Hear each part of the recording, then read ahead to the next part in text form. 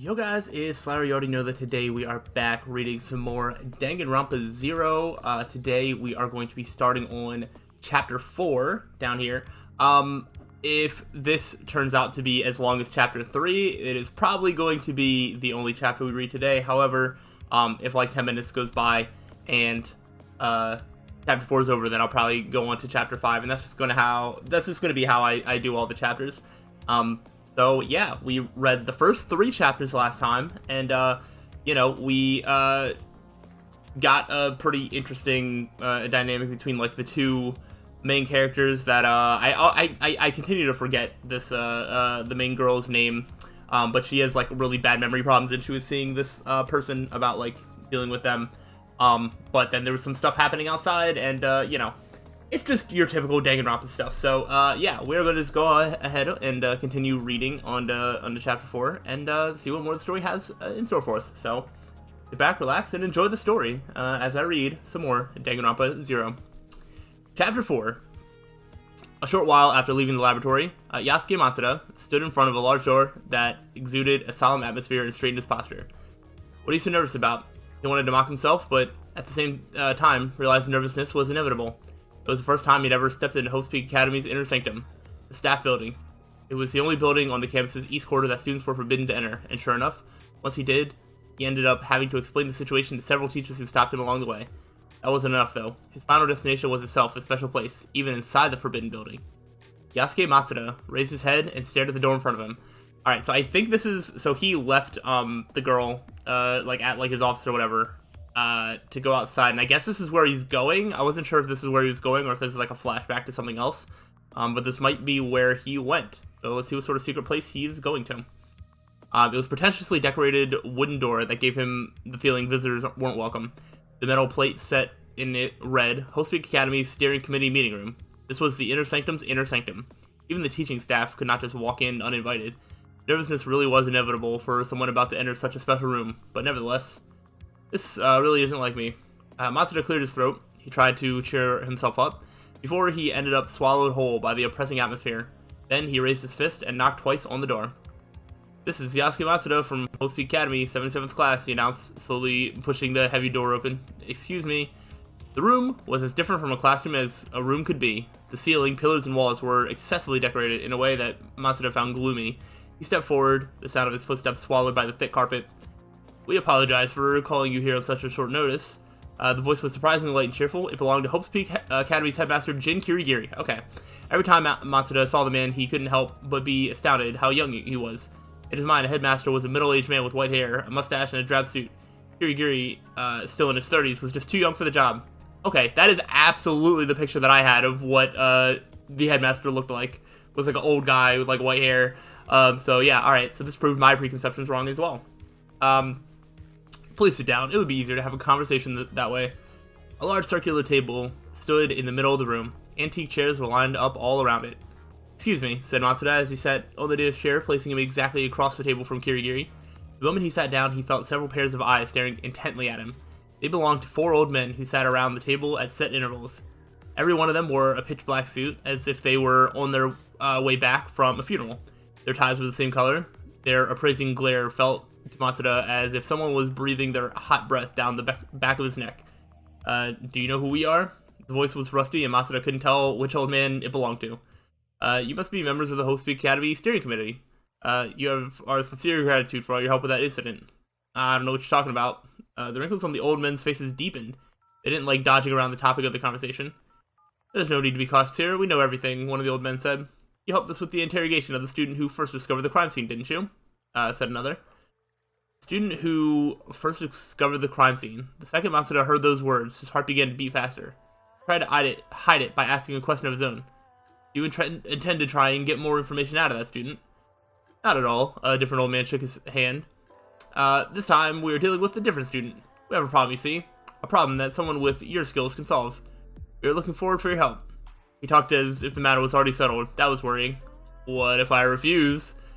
A few seconds of silence later, one of the old men started to laugh. It was a quiet laugh at first, but soon the second, third, and then the 4th old man joined, filling the room with scornful laughter. Their voices descended on Matsuda from every angle. So, Matsuda-kun, the laughter suddenly stopped. You really believe you have a choice in the matter? The old man spoke in a condescending tone of voice. That girl you're treating, it seems she's on temporary leave from the school, yet there aren't any signs that she's going to be cured. This time, it was Matsuda's wrinkle that deepened as he frowned. What are you trying to say? You are also still a student. We can't have you wasting your time on a dunce with no hope of recovery. His words were overflowing with contempt. The way we see it, we can't keep extending a student's temporary leave when we don't even know when she'll be able to return. This faculty's purpose is to nurture talent. Those who are too much of a failure to use it should simply step down for other students' sake. That said, if you agree to help us... Shut the fuck up, old man. What? Oh. Your dirty mouth talks too much. The room's atmosphere changed in a second. The air pressure jumped all at once. You bastard. Matsuda stood up, and the old man froze. He looked at them as if they were worms. No, his stare was much more angry and full of contempt. He looked at them as if they were worms he was about to trample. Dunce? Failure? I should have warned you. I'm the only one who's allowed to make fun of her. No one else has any right to. Hey, who do you think you're I told you to shut up. Oh my gosh, look at Matsuda go off on these dudes. Okay. Also, I did not realize that Matsuda was, like, a student. I thought he was, like, some sort of, like, maybe not, like, a teacher, but some sort of, like, employee of HostSpeak, so I was wrong about that. Wow, okay. His tone really did shut them off. He continued speaking in a low voice.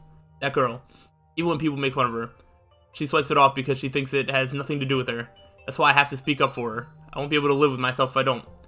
To the ears of the steering committee members, his words carried an indescribable sense of intimidation.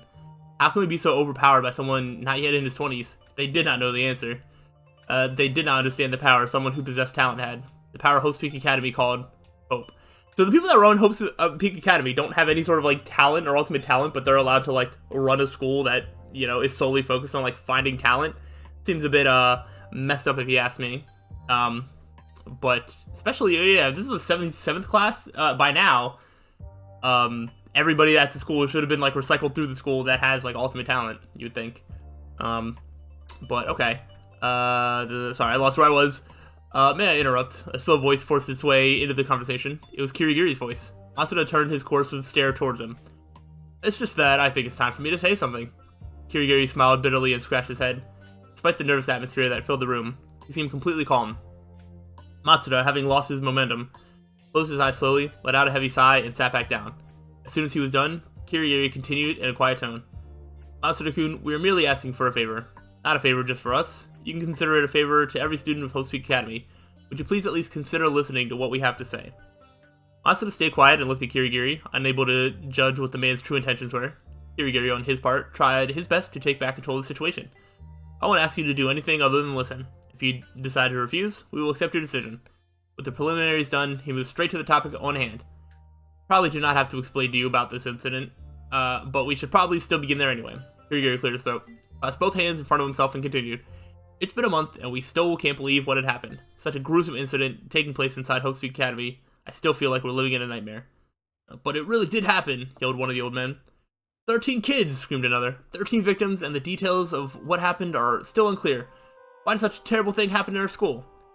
For some reason, so this is like that classroom, like, shooting thingy. I thought it was like 16 or 17. I don't know if I just made up that number in my mind, or if we were told a number ever, or if I am just silly, and I'm just making up a number out of nowhere. But I thought it was actually more than that, for some reason.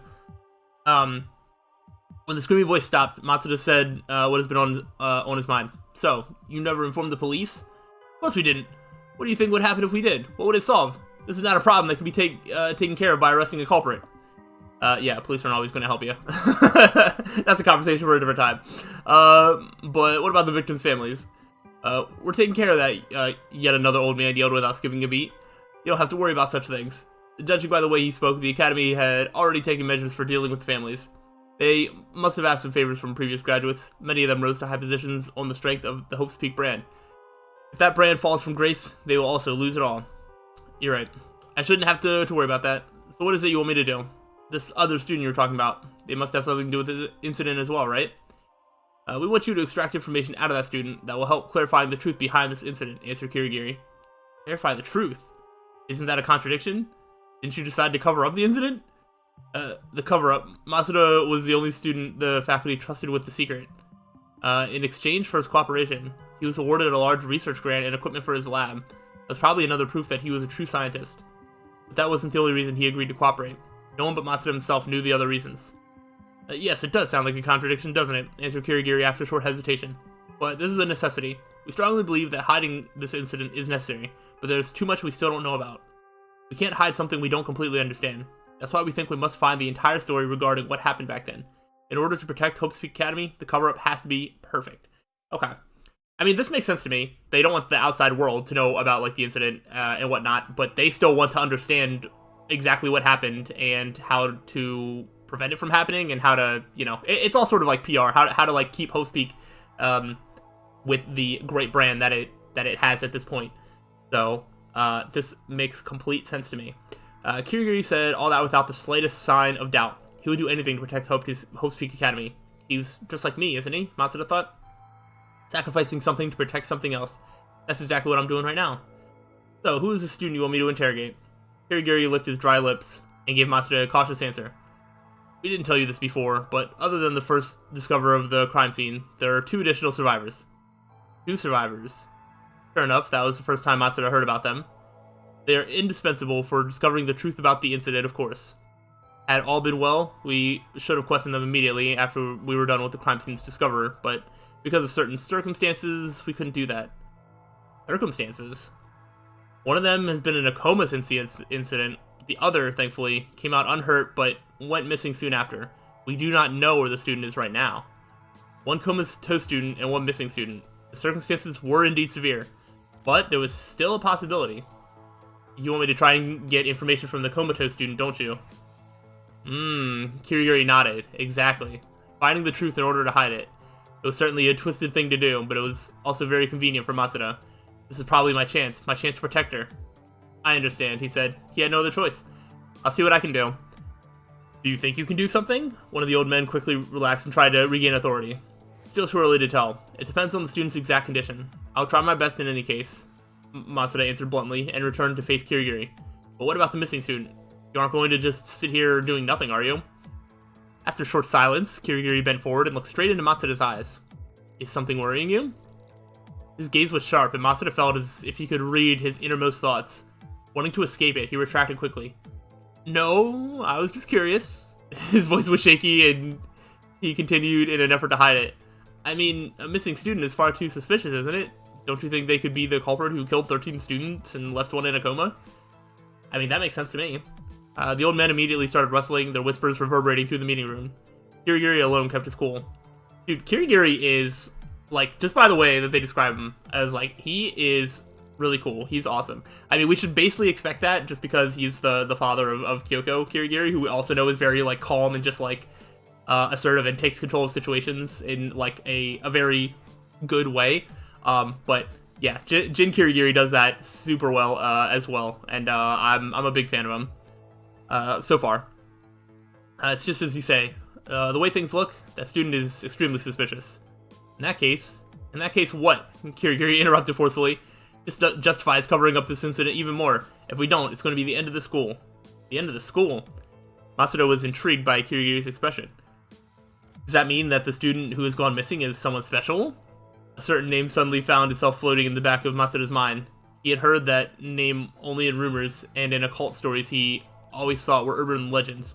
But if that person really exists, they may very well be involved in this incident. If that's the case, it all makes sense. And even makes sense calling this incident the worst incident in Hope's Peak Academy history. It makes sense, but it's also terrible. A single drop of sweat fell down from Matsuda's temple as he whispered those words deep inside his heart. Wow, okay. And we are going to continue reading Chapter 5. So this video will, we're just gonna continue going on. It hasn't been that long. So even if this is like another 30-minute chapter, I'll make it work. But this is also just really interesting, and man, I do not want to stop reading here. This is very, very interesting. Maybe this might already be my favorite of the novels that I've read, between the Danganronpa If and the Ultra Despair Hagakure. This one might already be my favorite. I'm very invested in what's happening here. But, alright, Chapter 5. Alright, someone's sleeping. Z's. Yeah! I jumped to my feet at the sudden pain of my skin being pulled violently, and saw a boy standing at my bedside with a jumble of cords attached to suction cups in his hands. My heart started beating fast. Ah, it's Matsuda-kun, isn't it? Not wasting a second, I leapt straight into him. But just like a matador nimbly stepped aside. My head crashed into a wall as if I was a coyote tricked by the roadrunner. I could see stars spinning around my head. Why are you avoiding me? Because you have a swollen face. You can't go calling a girl's face swollen. I turned my shaky feet and peeked into a mirror I found on top of one desk. My face was packed with violent blue specks the size of small coins. Swollen, sure enough. But that's because you pulled those suction cups off my face so violently. Matsuru-kun, I was in a hurry. Oh, I wouldn't mind if you go right here. I'm not in a hurry because I have to use the toilet. Of course, how silly of me. Matsuru-kun never has to use the toilet at all. What do you even think I am? Ugly? What is this conversation? I'm so confused as to what's happening here. You're the most sublime being in human history, of course.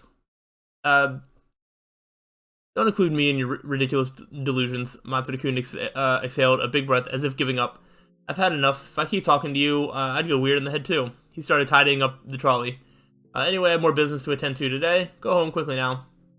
Oh, but why? Naturally, I strongly object to the proposition. I don't wanna. I'd be lonely. Honestly, you're such an annoying girl. Matsuru-kun narrowed his eyes and slowly stepped in front of my face. He grasped both of my shoulders tenderly. Close your eyes. Yeah?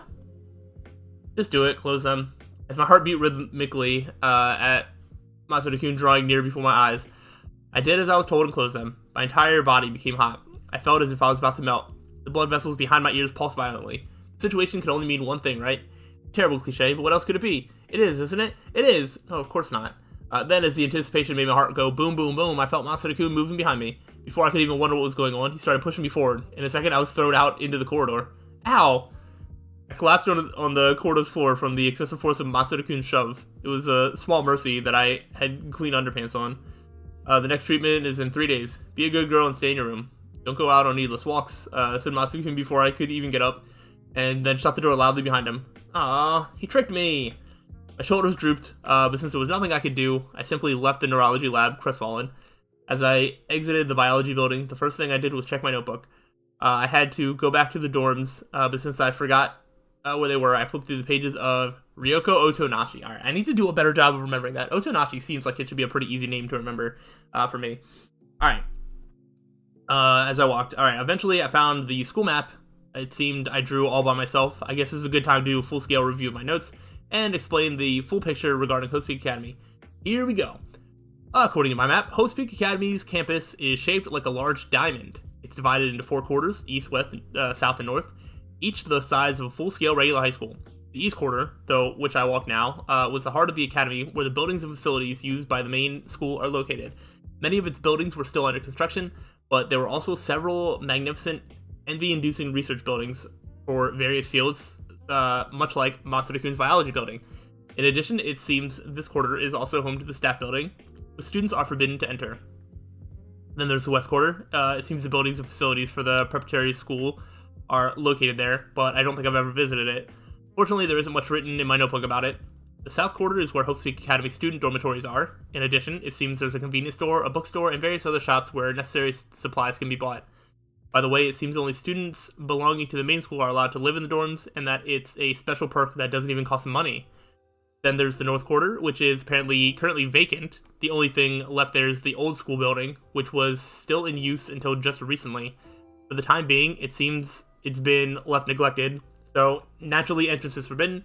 In other words, there isn't much to say about it. Finally, at the very center of the campus, surrounded by the 4 quarters, is the Central Plaza, a large park-like space overgrown with trees. It's often used as a relaxation area for students, but it appears entry is forbidden between 10 at night and 7 in the morning. Well, I don't plan on walking around the middle of the night, so it seems it has nothing to do with me. Oh, so the 10 at night, 7 in the morning thing is still just like a normal rule, even during normal Host Peak Academy stuff, because I know that's when Monokuma does like the night announcements and the morning announcements, and it seems that is just in line with the normal Host Peak Academy operating hours, whatever you would consider them as. So that's pretty cool. And so, thanks to the information-packed hand-drawn map, I managed to make my way to the dorms safely. Then, ignoring the greetings of the students who passed me by in the corridor, I went straight into my room. When I entered the room, I was met with stickers reading, "This is my room," stuck all around. Yep, this is the right place. There's no question about it. After confirming this important fact, I stood near the doorway for a while staring into space, but no matter how much I tried, I couldn't think of anything I wanted to do. So eventually, I simply collapsed into my bed. Nevertheless, it seems I already took a midday nap somewhere because I couldn't fall asleep. Reluctantly, I decided to kill some time. For me, killing time means exactly one thing. I took out Ryoko Otonashi's memory notebook and, still lying on the bed, started flipping through its pages. Everything that's written down in this notebook is the undeniable truth, but I can't remember any of it. In other words, it feels like I'm reading a non-fiction book about myself. The excitement of experiencing my own past vicariously is an amazing form of entertainment that only someone as forgetful as myself can enjoy. I read about what I talked with Matsuda-kun about, and what he said to me. Most of the notebook was about Matsuda-kun, but that's exactly what makes it so much fun. Then, as I continued flipping through the notebook, my eye stopped on one single page. That page was packed with sketches of a boy's face. My heartbeat wasn't as fast as it could be, but increased slightly in speed. These are probably portraits of Matsuda-kun, but since my heart isn't beating that fast, they're probably not very good likenesses. Maybe I should try to make some amendments? I think the nose is all wrong. No, maybe it's the eyes? I can't really remember what Matsuda-kun's face looked like, but I used my heartbeat as a measure and carefully took to redrawing the sketches. That's probably how bomb disposal personnel feel when they go searching for landmines. No, I guess it's a little different. Yeah, maybe just a little bit. And so after messing with the portrait for a little bit, I felt my heart beating a little bit faster than it did before. I did it. I couldn't wipe the smile off my face. If I just continue fiddling with the sketch little by little, I'm sure it will eventually look just like the real Matsuda-kun. I probably did the exact same thing before, I just don't remember it. It's just that working on the sketch requires every bit of my concentration, and I can't keep it up for very long. Tired, I placed my notebook next to my pillow and turned to lie face up. Then I started to whisper, I want to meet Matsuda-kun. I want to meet Matsuda-kun. I want to meet Matsuda-kun. And I really hope someday that you'll get to meet him. It was the only thing I could do. Right now, the only thing I could do is whisper deep inside my heart about how much I want to meet Matsuda-kun. There's nothing else I can think about. Nothing else I can do. Nothing else I should do. I can't remember anything else after all. Not even my family or my other classmates. For me, the people living in the outside world and what they do feels like watching a boring stage play from the sidelines. I can't treat them as real beings. I don't even feel as I live the same world they do. Noisy classrooms, sweat-drenched PE lessons, festive lunchtimes, stopping to grab a bite after club activities, sitting on the ground chatting with friends, embarrassing conversations with the family. I can't even feel envy or regret that I'm missing these things out. They simply have nothing to do with me, and that's it. But the only existence keeping me from being entirely cut off from the world is Matsuda-kun, and that's why I can't think of anything else but him. Now, I don't stop for a second to think about any other thing. I want to meet Matsuda-kun. I want to meet Matsuda-kun. I want to meet Thump. Ooh. There was a strange sound, and I came back to my senses. I raised myself from the bed and found a letter shoved under the room's door. It's from Matsuda-kun? Okay. Alright, no, okay. It was the logical conclusion to make, and so I grabbed the envelope, and hurried to read the letter inside. I thought somebody was, like, breaking into her room. Okay, but it is just, like, a letter. But, ooh, okay. Dear Miss Super High School Level Pitiful Forgetful Girl, I have taken all the precious past memories you have so meticulously chronicled. There are a lot of them, and they all chronicle your past with Yasuke Matsuda. That's the entire weight of your past right there, isn't it? Isn't it? And isn't it? By the way, if you think I am lying, just look under your bed. That's where you stored all your memories, but there isn't even a single one left. That's because I took them all. Well, then let's get to the main issue. If you want your memories back, come to the fountain in the Central Plaza tonight at 1 a.m. Come alone, of course. It's not like you even have anyone to call, is it? That's fine then. That's all. Thank you for your cooperation. I'm looking forward to hearing from you. Oh, that's crazy. I wonder who's doing this. My body stiffened as I finished reading the letter. It stiffened, and yet it also quivered like a plate of jelly. In other words, I was so disturbed that the previous simile seemed appropriate. Brett, what's going on? I don't get it. But this problem couldn't be solved with a few questioning lines. First, I have to check under the bed like the letter said. When I hastily did so, there was nothing there. To tell you the truth, I don't even remember ever storing old notebooks under there. But if I really did, and all my past memories of Matsuda-kun were stolen, it's terrible. It means all I have left is this current notebook that I hold in my hand. All I have left? This one measly notebook? That's what more than 15 years of memories amount to? Suddenly, a strange feeling descended upon me. Is that what they call a feeling of loss? Until now, that kind of feeling was unfamiliar to the forgetful me. I'm sure people who learn to live with a small wound have to always endure a certain amount of pain. That wasn't the case for me. I had no idea how to deal with this new pain I currently felt. For the time being, I was simply angry. Whose idea of a prank is this? My voice was strained and shaky, my fist grasping the letter, crumbling it. What? Why? Yeah, this is crazy. I don't really know who's doing this, but I guess someone was able to come in and, I assume that's a bunch of other notebooks that she chronicled, like, older memories in, but she still has the current one that I guess might have some stuff with Matsuda-kun, and hopefully has like the map so she can find the Central Plaza.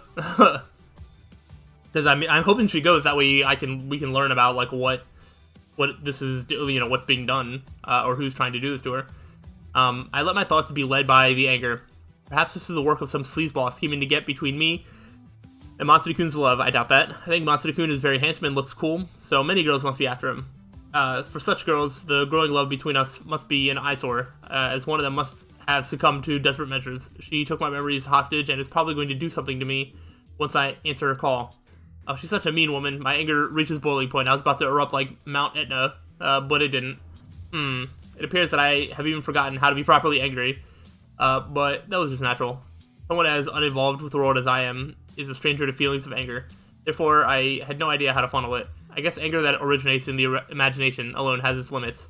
In any case, since I couldn't let my anger out, my feelings rapidly cooled down. I guess I'll just do as the letter asks and think about it later. Having completely cooled down, I lay down on the bed and waited for 1 a.m., the appointed time. I read the letter over and over so I wouldn't forget what I was waiting for.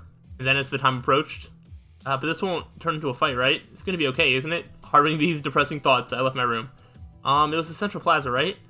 I walked down the pavement with heavy steps, checked the map in Ryoko Otonashi's memory notebook. The world at night, everyone was asleep. Tonight I was the only person walking about. I could sense not a single other human being in the area. I did sense the presence of things which were not human, but I should probably not think too deeply about that. To tell you the truth, the thought of just going back to my room crossed my mind several times, but leaving my memory stolen did not appeal to me, so my feet reluctantly pushed me forward. After walking for a short while, an iron fence came into view. It was set up to completely block the road I was walking along. According to my notebook, entry to the Central Plaza was forbidden between 10 p.m. and 7 a.m., and that's probably why the fence is here. In other words, if I can't overcome this fence, I won't be able to reach my destination. This time, I seriously thought about going back, but at the last moment, made a firm resolution and I started climbing the fence. A few moments later, I somehow managed to land on the lawn on the other side. I started walking around the Central Plaza, looking for the fountain I was told to go to. The darkness deepened. It was probably because the area was thick with trees. The same trees that were usually brilliantly sparkling green under the light of the sun were now painting the plaza pitch black in the starless night. I walked around in darkness for a while, until suddenly my field of vision grew wider. In front of me was a small square. In its center stood a lone street lamp, relatively illuminating its surroundings. Near the lamp, I could see the fountain I was looking for. The water coming out of it made a cute, soft splashing sound. As soon as my consciousness understood I have reached my destination, my nervousness increased. I stepped slowly toward the fountain with excessive caution, but after just a few steps, I stopped in my tracks. I could see someone standing on the other side of the fountain. I could see only the upper half of their body peeking from the shadow of the trees, but it's pretty clear I was looking at a man's back. Excuse me, I boldly raised my voice, but there was no answer. I guess I should just go a little closer. Leaves rustled under my feet. Nevertheless, the man didn't make any sign he had noticed the noise. I continued stepping forward and raised my voice again. Was it you who called me here? Once again, there was no answer. Interesting. He couldn't possibly not have heard me. My body became heavy. A growing sense of dread pushed down on both my shoulders. In no time, my tightly fisted hands were covered in sweat. Nevertheless, the lure of the mystery pushed me forward, and the contours of the faint figure in front of me gradually became clear. I saw a man wearing a suit. His hair was white, and his neck covered with countless deep wrinkles. Suddenly, a gust of wind came blowing by. Sway, sway. Sway, sway, the man's figure swayed feebly in the wind. I felt cold shivers all over my body. They felt as if someone touched the back of my neck with an icy hand. I faintly heard a different part of me yelling at me to stop inside my brain, but my feet moved on their own accord as I approached the man and looked at his face. Our eyes met. My eyes met the bloodshot red eyeballs bulging out of the man's wide-open eyes. His face was pale, and the dark blood vessels on it made an eerie pattern. A tongue that looked like a rotting sea slug hanging down from his mouth, reaching the nape of his neck. He was not standing on the ground. He was hanging from a rope around his neck. Alright, so this man is dead. Oh boy. Wow, okay, that's not something that I've heard about. That rope was now swaying slowly in the wind. It was a sight that, just by witnessing it, could snatch every bit of heat from your body. But this is not the time to write flowery descriptions in my notebook. I should run away. This has nothing to do with me. Drip, drip. Instead, my eyes dropped to a source of a strange sound. Drops fell under the man's tiptoes and gathered in a small puddle under him. For some reason, there was a notebook lying in the puddle. The moment I saw it, I felt intense electric currents running through my brain. On the notebook's front cover, in a blurry yet clear letters, was written Ryoko Otonachi's memory notebook. So this guy was the one that took the notebook? Or did somebody that killed this man leave a notebook here as like more clues to lure Otonachi to something else? Wow, I have plenty of questions and I don't really know where this is going. But that is the end of chapter 5. And yeah, alright, Otonachi here is definitely being pulled along by something. I don't really know who wants what with her. There is a dead man hanging just in the central plaza. I definitely don't remember hearing about this. I mean, we've heard about that school incident before, but we have not heard about this, unless this is just the start of just a lot of despair stuff happening at the school and around the school. Which, I mean, I do think that the story is a lot about, but, wow, okay. So, that was a lot, and I'm very interested to see what happens as we move forward. However, we are out of time for this video, so hopefully you all enjoyed our readings of Chapter 4 and 5, and next time we will read Chapter 6, and we will see what that has in store for us. So hopefully y'all are enjoying this. If so, let me know, and I will see you on the next time. So until then, peace out.